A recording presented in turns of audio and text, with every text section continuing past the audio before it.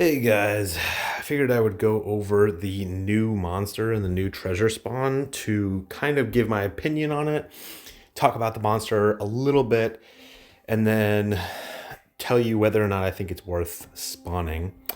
So first of all, let's look at the monster.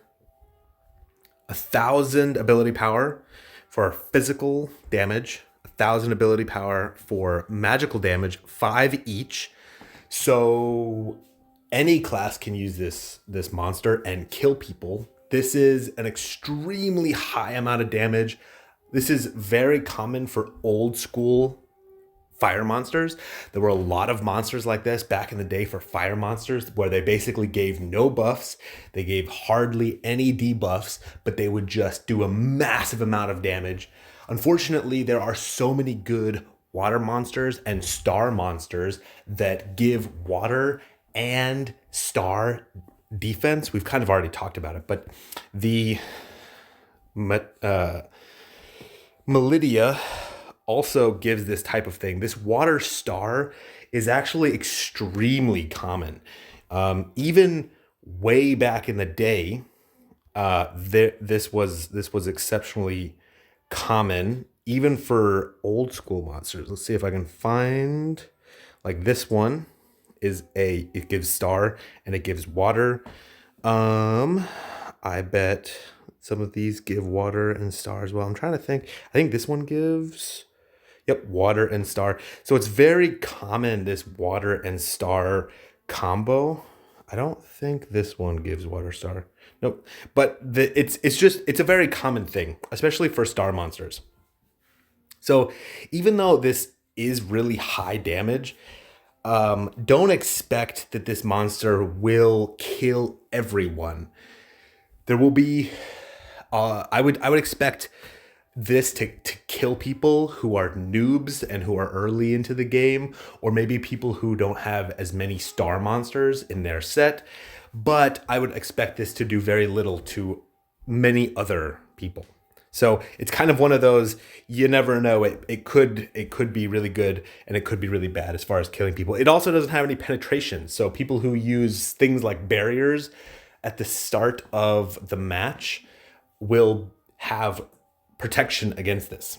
So keep that in mind as well. Time slice for 100 seconds, which I believe is a new high. That's really interesting.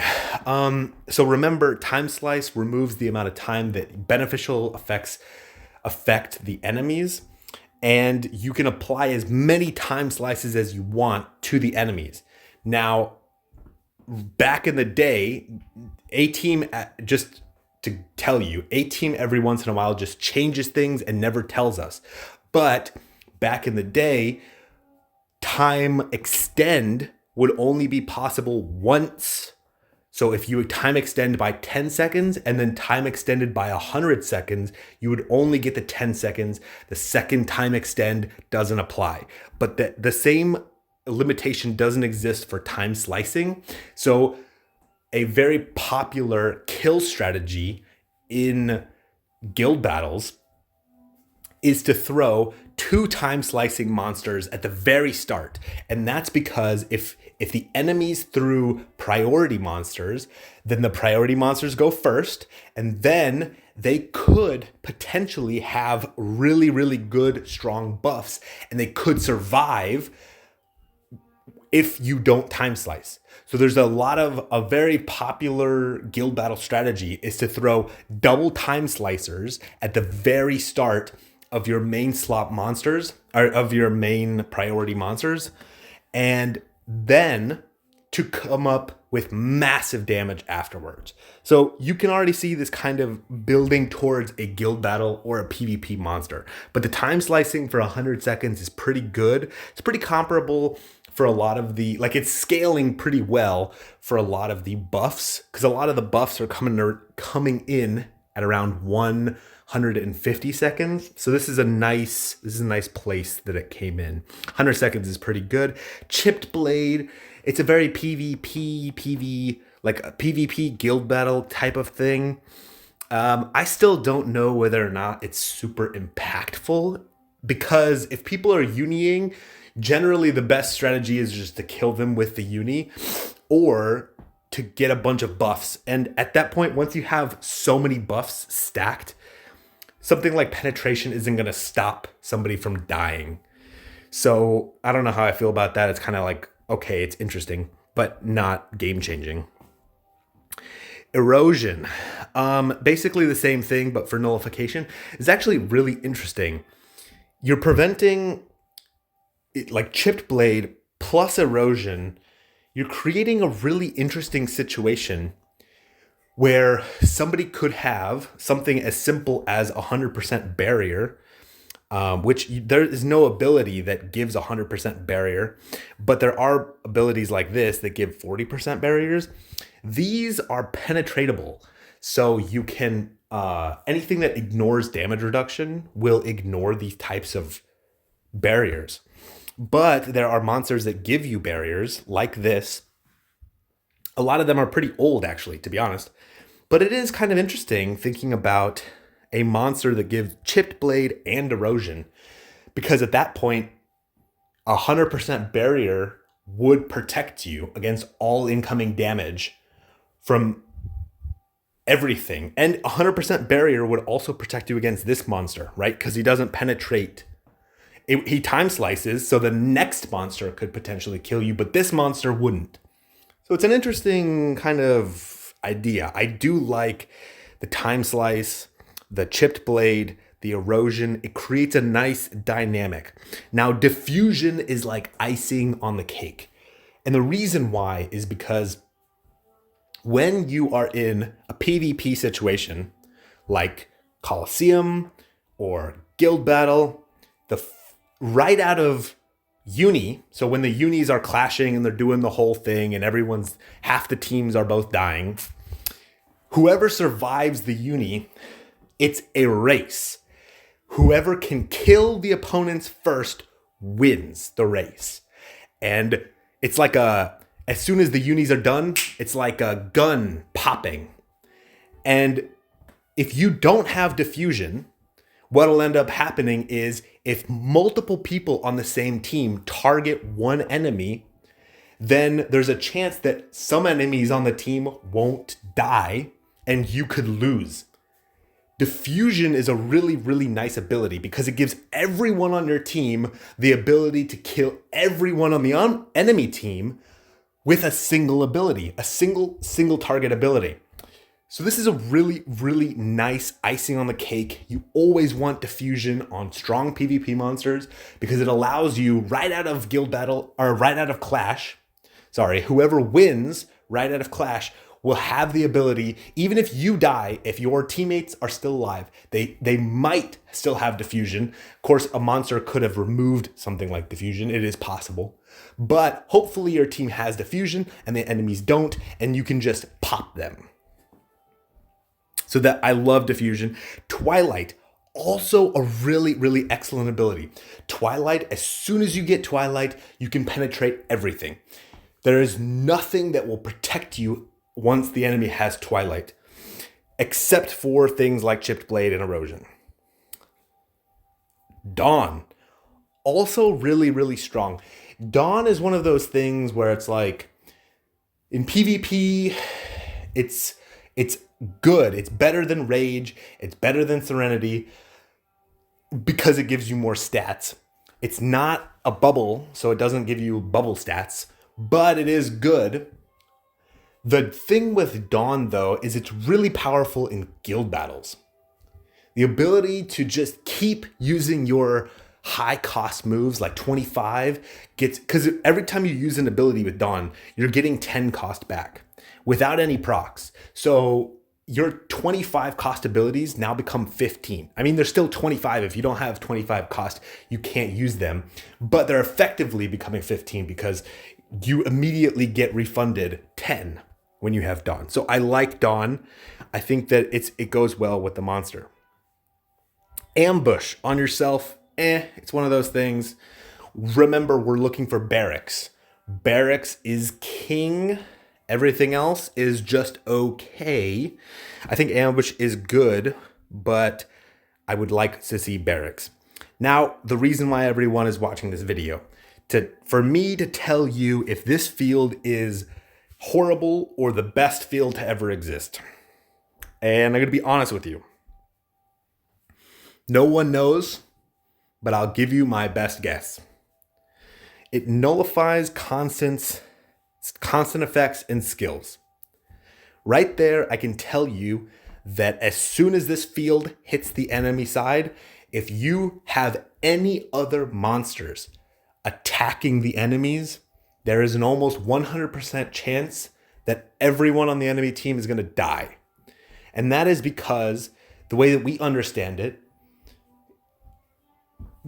when you have something like fire and water defense, unison damage, that is a flat reduction.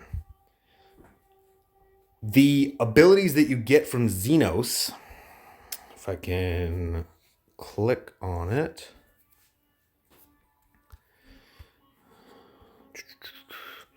These constants, as far as we understand them, are percents. And so as soon as you turn off passives, all the constants, people start popping. That's one of the reasons why abstraction is so vital. You want to, in order to kill really, really strong, like the mega whales, what you have to do is you have to time slice them so that they have no abilities. Then you have to apply resistance down so that you have a better chance of landing abstraction. Then you apply abstraction, and abstraction turns off the enemy's passives, like the constant effects. Then you throw any monster and they instantly die. There's basically nothing that can save them. So this jumps straight to the point. So I guess the question is, how do you protect against something like this? Well, you could have a field, but that's about it. So now, what does this mean as far as meta?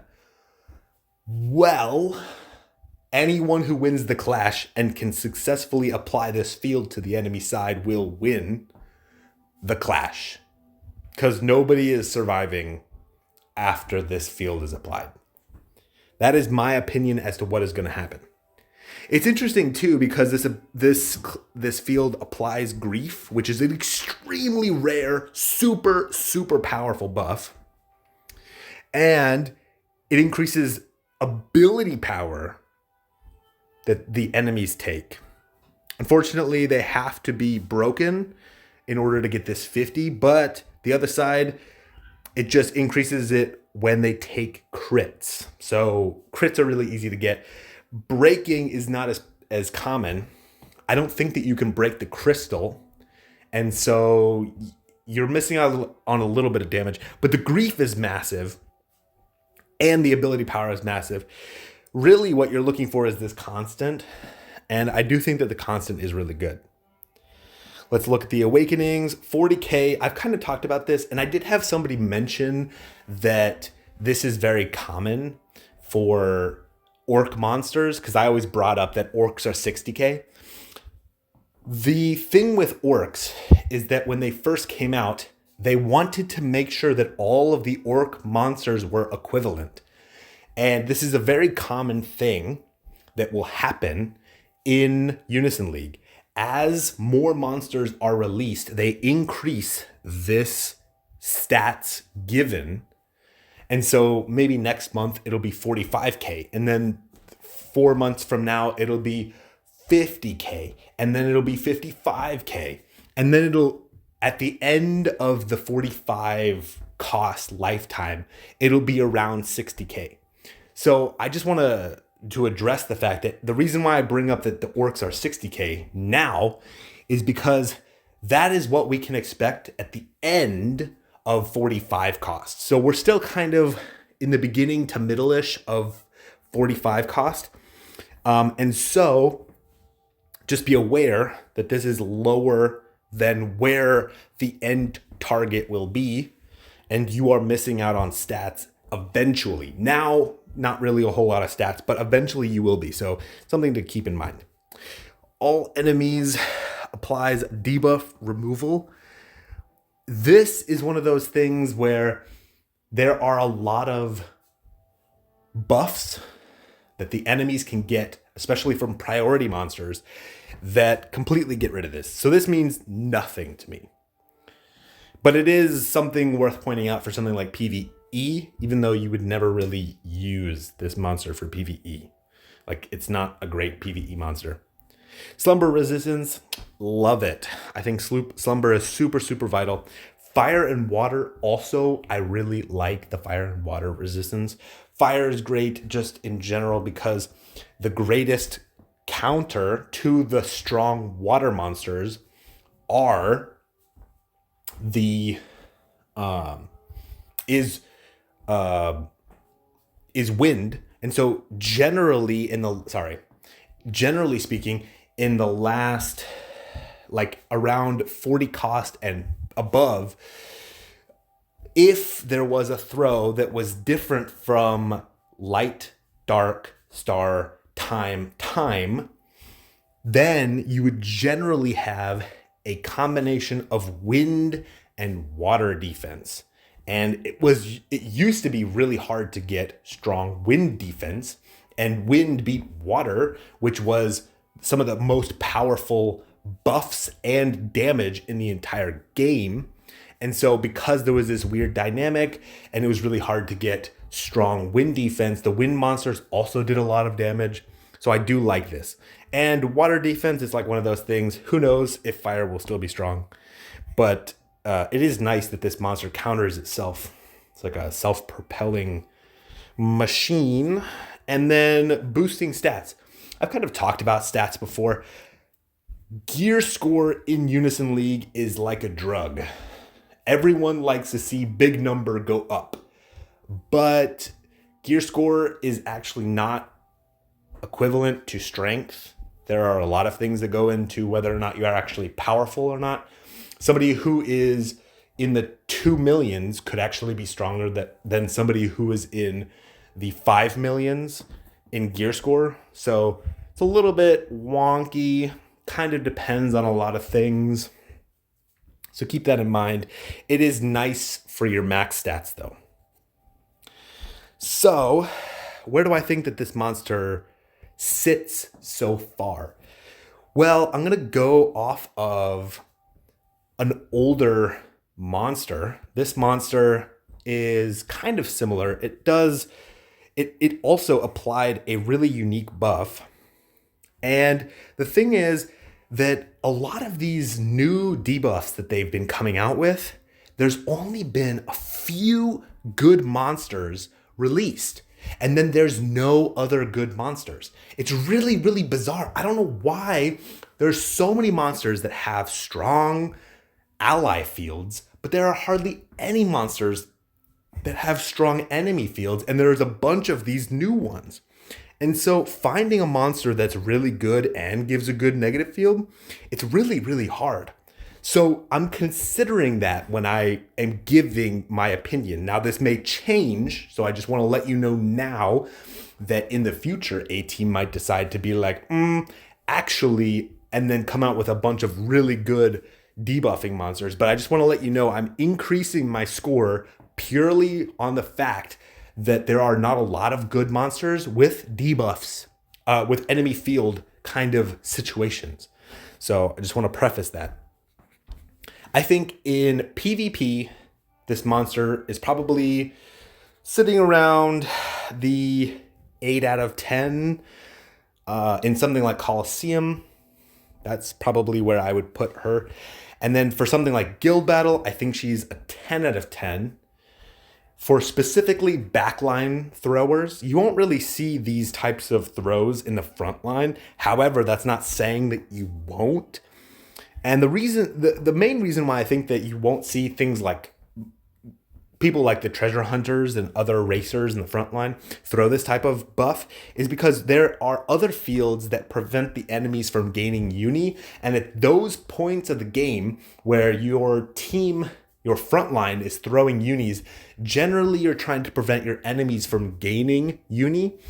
And so those types of fields are more valuable than this field. However, this field is an amazing clashing field, which would be the backline units the backline players would really, really benefit from this type of monster just as an additional throw in order to kill the enemies quickly. Other than that, it's kind of hard to put this monster because in something like Guild Battle, you don't want to you need to kill the enemies. If you don't kill the enemies in something like Guild Battle, there is your likelihood of being able to one-shot the enemy crystal decreases exponentially, right? So if you kill all of the enemies, you have about a 95+% chance to one-shot the crystal, which is exactly what you want. You want to kill the crystal as fast as possible and win the game. If the enemies survive, every single uni that they throw decreases your likelihood of winning by a massive amount. And something like this with a time slice is equivalent to killing you. Because if you go into crystal with hardly any buffs or hardly any time on any of your buffs, then it's like you have no buffs at all. And if you can't proc, like if the enemies use something like a crystal, the crystal has an ability that gives barrier. It's not super common, but it may end up being used more often. Then that can also kind of throw the enemies.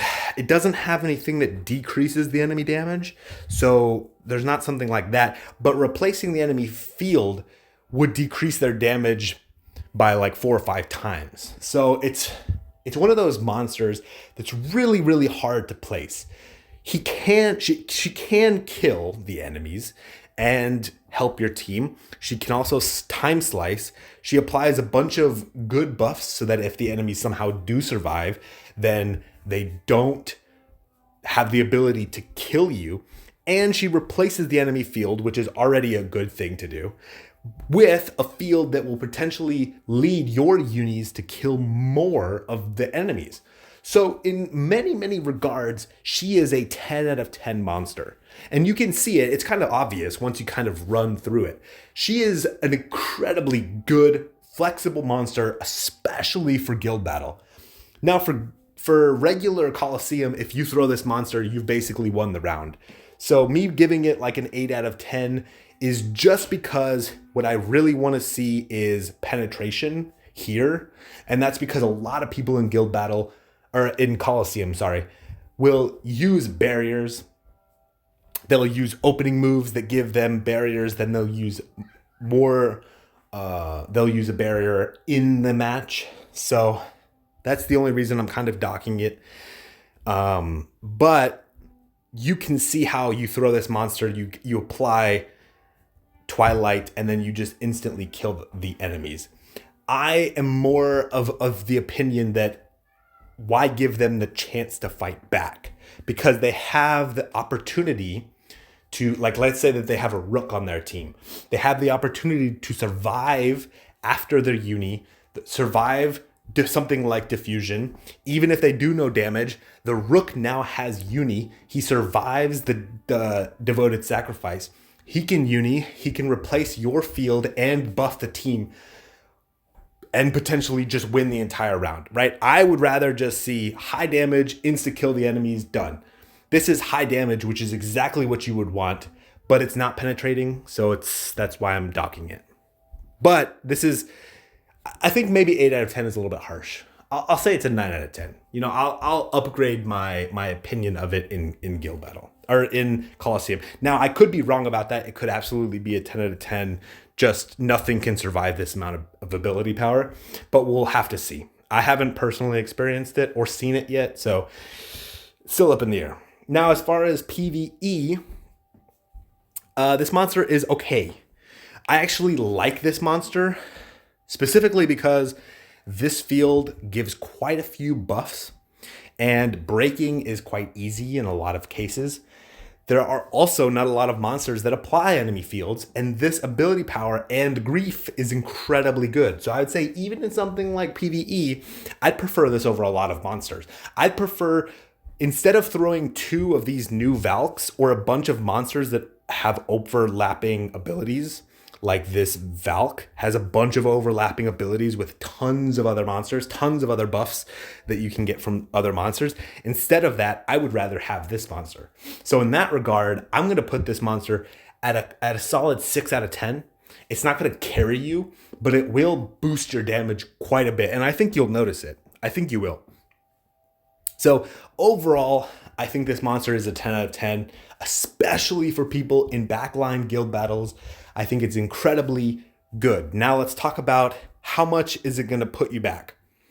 Well, I put everything into the spawn calculator here, and average is just that. I always say about 100 to 150 gems over the average. So my guess is it'll probably cost most people around 850 gems. I wouldn't go into the spawn for anything less than that, because keep in mind, she is way more expensive than usual. She's at 13,000, and you're only looking at 230 and 400 200 to 300, 400 to 500 on the medals. So really low on the low end. And compared to the other spawn, keep in mind as well, this is 100 to 400. This one's 50 to 200. So it is going to be more of a YOLO type of treasure hunt, in my opinion, to get her. It is expensive, but I do think that she is worth it. And I think she's worth it for a lot of people. Now, I just want to say one last time, Unison League, the A-Team developers have notoriously neglected these types of debuffs. So do not be surprised if you don't see this enemy field in the next 3 months on any monster. With that being said, there is a chance that multiple monsters have this new field. My guess, though, is that they probably won't. My guess is that we won't see this monster for another 3 to 6 months on any other monster. And the reason why is because A-Team literally forgets that these fields exist. That's my opinion, at least, to why. Because there are so few of these types of monsters. So I wanted to give you my 2 cents. I'm curious if any of you guys jump into something like 1v1s, if you're able to kill people super, super easily. I just wanted to show off one of my old monsters, a monster that I am hugely in love with. She was one of my original monsters for Colosseum, and that would be Shizu. She hit 2 times with physical and 10 times with magical, and I can tell you from experience that she can clear most enemy teams. So, but this was years ago, so things have kind of changed. That's why I changed my opinion of things. I just wanted to be clear. But at the time, she used to clean house. So I just want to let you know that I have experience using fire monsters that are like this, and that's what I'm basing my opinion on. However, defenses have increased by a lot. So that's why I'm scaling some of the damage back. I'm trying to be pessimistic and hopefully optimistic for the monster being better than I'm saying, just as an FYI. But I think that she is good, and I think she's good for most people. So yeah. All right, catch you guys later.